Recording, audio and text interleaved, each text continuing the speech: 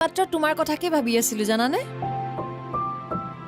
ডিজেন নহয় মই ব্ৰজেনেহে কৈছো ব্ৰজেন দা কওক ডিজেণ্ডাৰ কেঞ্চাৰ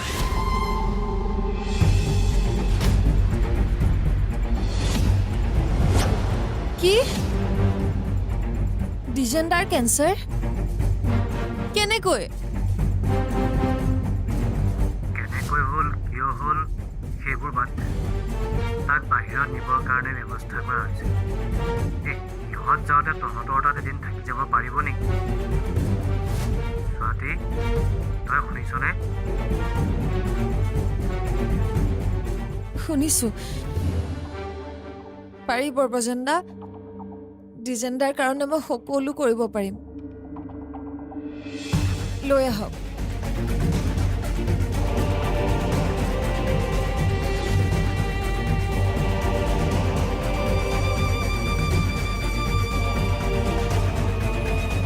কেঞ্চাৰ ডিজেণ্ডাৰ কেঞ্চাৰ এয়া জানো সম্ভৱ হ'ব পাৰে ডিজেণ্ডাৰ দৰে মানুহজনৰ এনেকুৱা বেমাৰ হ'ব পাৰে জানো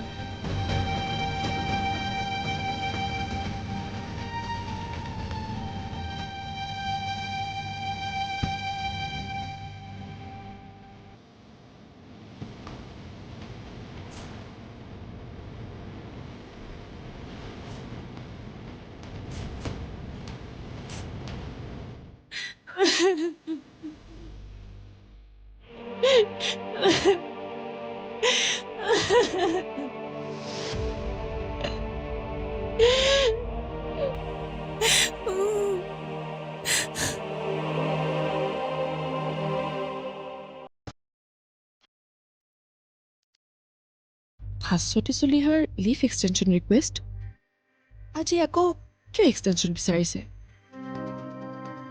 গা চা বেয়া নেকি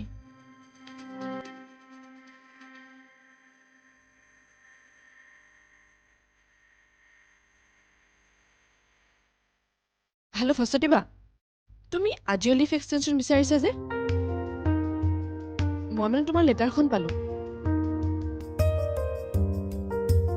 নাই নাই ছাৰক দিয়া নাই ক'ৰবাত ফুৰিবলৈ গ'লা নেকি বেমাৰ কাৰ বেমাৰ প্ৰথমতে বেমাৰটোক লৈ মই ইমান চিন্তা কৰা নাছিলোঁ পেটৰ বিষে হৈছে আৰু কাৰনো পেটৰ বিষ নহয় কিন্তু পাছত গম পালোঁ একেবাৰে ৰজা বেমাৰে আহি মোৰ পেটত সোমাইছেহি বুজিছ এতিয়া ডক্টৰে কি কৈছে ঠিক হ'বতো ভাল হ'ব বেয়া হ'ব এইবোৰ একো কোৱা নাই মুঠতে ৰিপৰ্টবোৰ চাই কৈছে ইমিডিয়েট মই বি বৰুৱাত দেখুৱাব লাগে তুমিতো বিবৰুৱাতো নেদেখুৱালা নহয় মই দেখুৱাম বুলি ভাবিছিলোঁ 2 এদিন যি লাগে ইয়াতে থাকি দেখুৱাই যাওঁ কিন্তু আমাৰ সেই ব্ৰজেনদাই ক'লে বোলে বি বৰুৱাত নহয় দেখুৱালে ভেলোৰ বা এপলতহে দেখুৱাব লাগে একদম ঠিক কথা কৈছে ব্ৰজেন দাই তুমি অন্ততঃ সোনকালে ঠিক হৈ আহা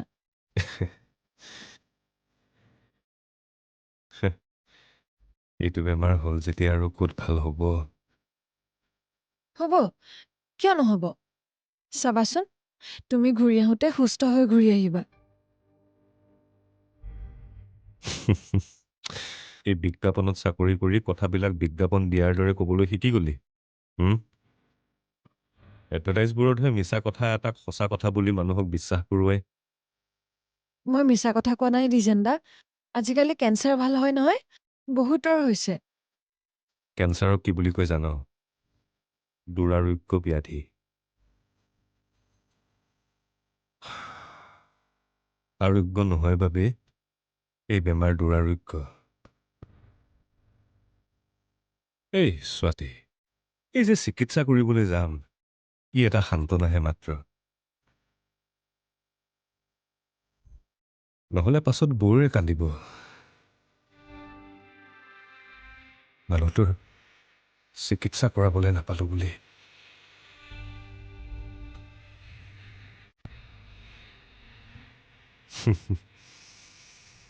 বেমাৰ বেছি কাৰ তাইৰ নে হাজবেণ্ডৰ কোনোবা কাজিনৰ ছাৰ কাজিনৰ বেমাৰৰ কাৰণে আৰু এদিন ছুটি ল'ব। তুমি ভাস্বতীক কৈ দিবা যে আমাৰ কোম্পানীত সৰু সুৰা কথাত ছুটি ল'ব নোৱাৰিব। তেওঁলোক গাঁৱৰ ঘৰৰ পৰা আহি পিয়াৰ মেমৰ ঘৰত থাকিব, তাৰপিছত চেন্নাই যাব। মানে পেচেণ্টৰ কথা কৈছোঁ ছাৰ। পেচেণ্টৰ হৈছে কি? কেঞ্চাৰ।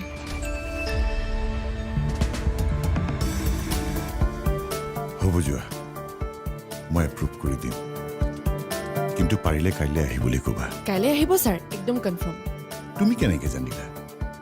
মই এক্সটেনশ্যন লেটাৰখন পাই তেওঁক ফোন কৰিছিলোঁ। আহিছোঁ। Maya, good job. Thank U.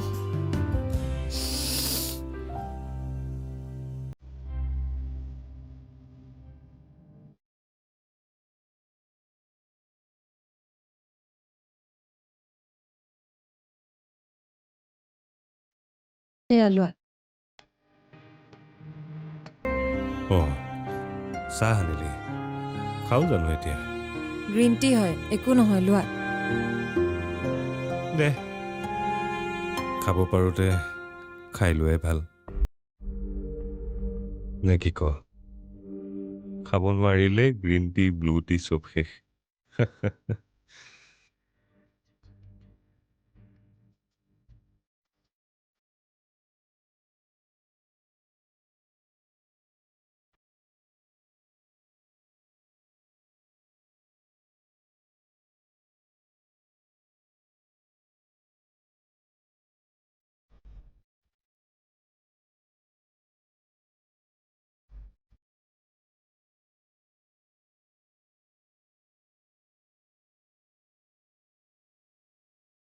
বেমাৰটোৱে তোমাৰ মনটো বহুত দুৰ্বল কৰি দিলে নহয়।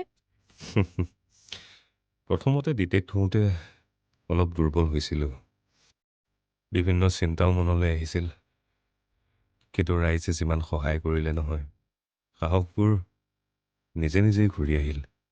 তোমাক চবেই ভাল পায় যে, সহায় কৰিবই দিয়াচোন।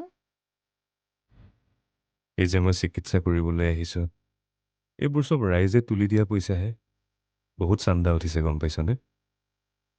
তুমি যে লোকৰ কাৰণে ভাল কাম কৰা, ৰাইজৰ কামবোৰত জড়িত হৈ থাকা, ৰাইজে তোমাক ইমান সহজে হেৰাই যাব নিদিয়ে দ্বিজেনদা। এতিয়া মোৰ কি বিশ্বাস হৈছে জানো? মোৰ কিবা এটা হ'লেও বৌৰেহঁতক সেই ৰাইজখনেই চাব, বুজিছনে? একো নহয় তোমাৰ। ৰাইজৰ ইমান আশীৰ্বাদ থকাৰ পাছত তোমাৰ একোৱেই হ'ব নোৱাৰে।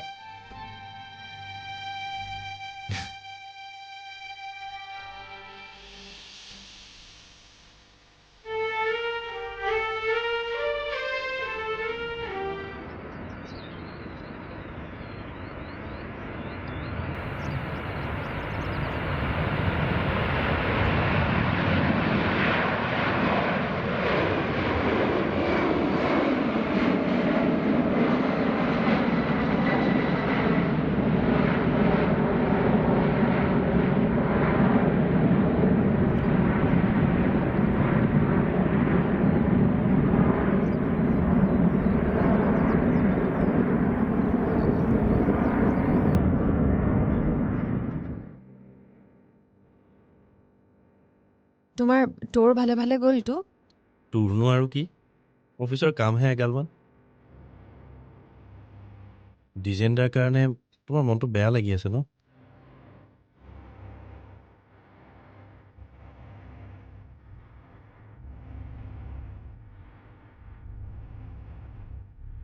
অঁ, তেওঁৰ খবৰটো পাই যেন মই নিজকে এতিয়াও বুজাব পৰা নাই। কালি তাইক এয়াৰপৰ্টত থবলৈ যাওঁতে মোৰ কেনেকুৱা লাগিছিল নহয়।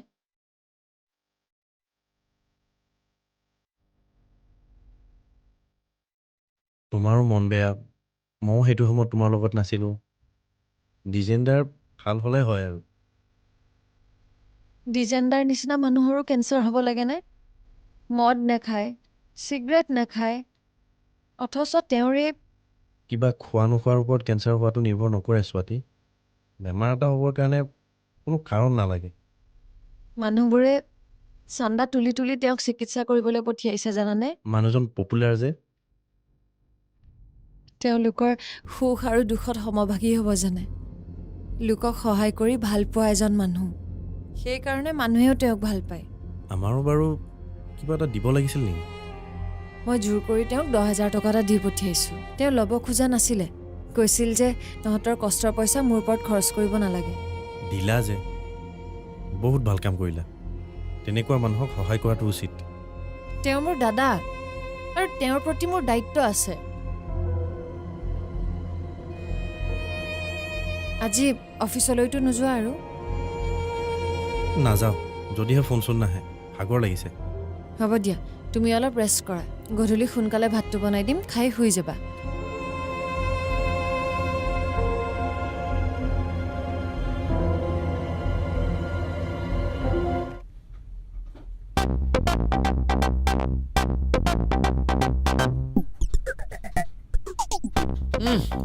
বঢ়িয়া।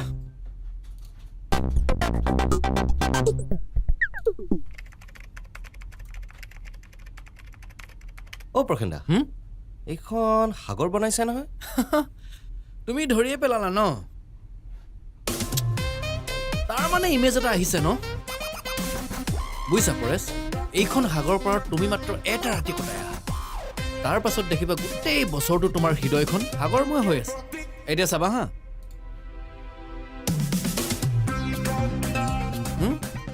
চোৱা কেনেকে সাগৰৰ পানী নীলা হৈ গ'ল। বাহ, অপূৰ্ব। গোটেই নীলা কৰি দিলে। কেৱল মোৰ ছবিতে যাদু নাই, যাদু মোৰ কথাটো আছে। যি যাদুৱে স্বয়ং পিয়াৰুকো ৰখাই দিব পাৰে। হা তাৰ পাছত তুমি দেখিবা আৰু কালাৰ এডজাষ্ট কৰিবা সাগৰক, আৰু সাগৰীয় কৰি তুলিবা। তাৰ মাজৰ পৰা ওলাই আহিব এটা চেম্পু বটল। প্ৰসেন, আজিকালি সকলোবোৰ মেকানিকেল হৈ গৈছে, কম্পিউটাৰাইজড হৈ গৈছে সকলো।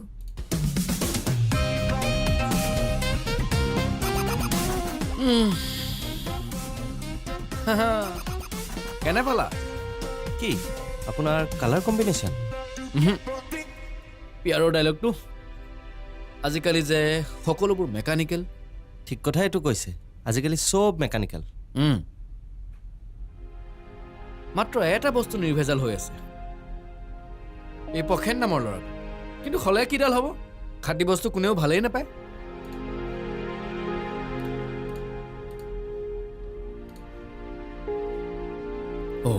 ই একো নকলে যে।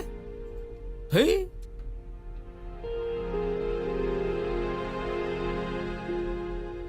ডিজেণ্ডা, ডক্তৰক পালা? কি ক'লে কোৱাচোন? আৰু টেষ্টবিলাক কৰিছানে?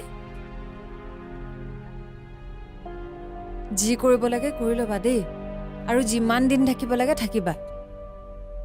পইচা পাতি তুমি চিন্তা নকৰিবা, মই আছোঁ নহয়। আৰু প্ৰয়াগেও কৈছে যে সি তোমাৰ ওপৰত খৰচ কৰিব। সিও জানে ন, তুমি কেৱল মোৰ দাদাই নহয়, মোৰ শিক্ষকো।